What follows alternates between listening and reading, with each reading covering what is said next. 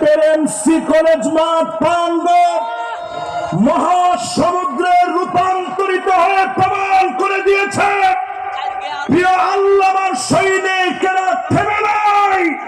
জালেমরা বিতাড়িত হয়েছে, সারা বাংলা আল্লামার স্বপ্ন পূরণের দায়িত্ব নিয়েছে। চিল্লায় বলা লাগবে মুসলমান, ঠিক কিনা বলি? এবার আসুন নবীজির নামে একটাবার দরুদ শরীফ পড়ি, হৃদয়ের টানে মহব্বত। আলহামদুলিল্লাহিল্লাযী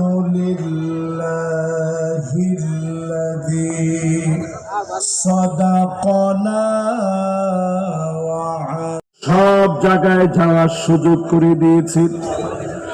পুরা জান্নাতের ভিতরে সব জায়গায় যাওয়ার সুযোগ দিলেন, এত এত নিয়ামত দিলেন, যা চাবেন চাওয়ার আগে পাবেন, মনে আসতেই দেরি হবে।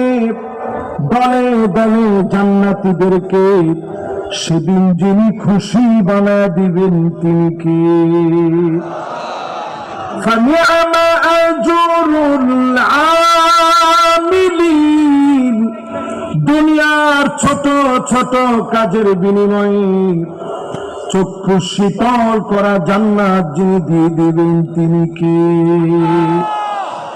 সবাই বলেন, জোরে বলেন আল্লাহ। মহব্বত নিয়ে বলেন আল্লাহ।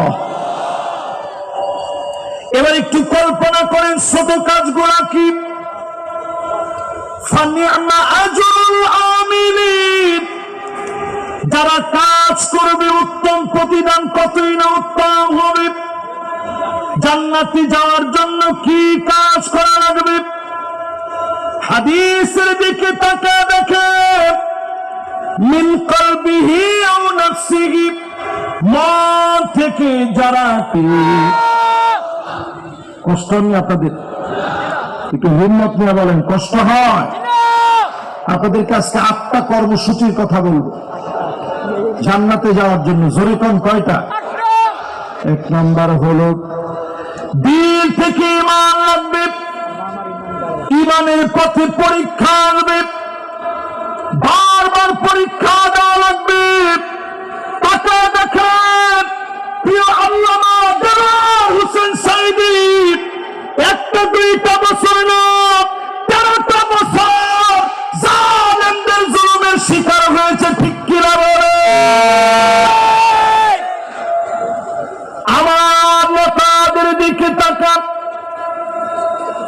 নিরপরাধ মানুষ সত্ত্বেও ফাঁসির মঞ্চে গিয়েছে, বাতিল পিছপা করাতে পারে না। 3 ঘন্টা সময় বাকি আছে, 3 ঘন্টার ভিতরে 2 ঘন্টা ঘুমায় ওঠে, 1 ঘন্টা আল্লাহর জন্য কাটি। হাসতে হাসতে ঈমানের পরীক্ষা যারা দিয়েছে, এমন লোকদেরকে ডেকে ডেকে যিনি জান্নাতের মালিক বানায় দিবেন তিনি কি? সেই বুখারীতে পরিষ্কার হাদিস এসেছে, ঈমানের পরীক্ষায় উত্তীর্ণ হওয়া লাগবে। আসাদুন নাসি বালাগ আল আম্বিয়া সুম্মাল আমসাল ফাল আমসাল।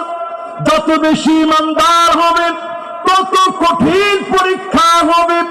এই পরীক্ষার ভিতরে যদি পাশ করেন, যিনি জান্নাতের নিয়ামত দিয়ে ভরপুর করে দিবেন তিনি কি? তাহলে বলেন 1 নাম্বার কাজটা কি?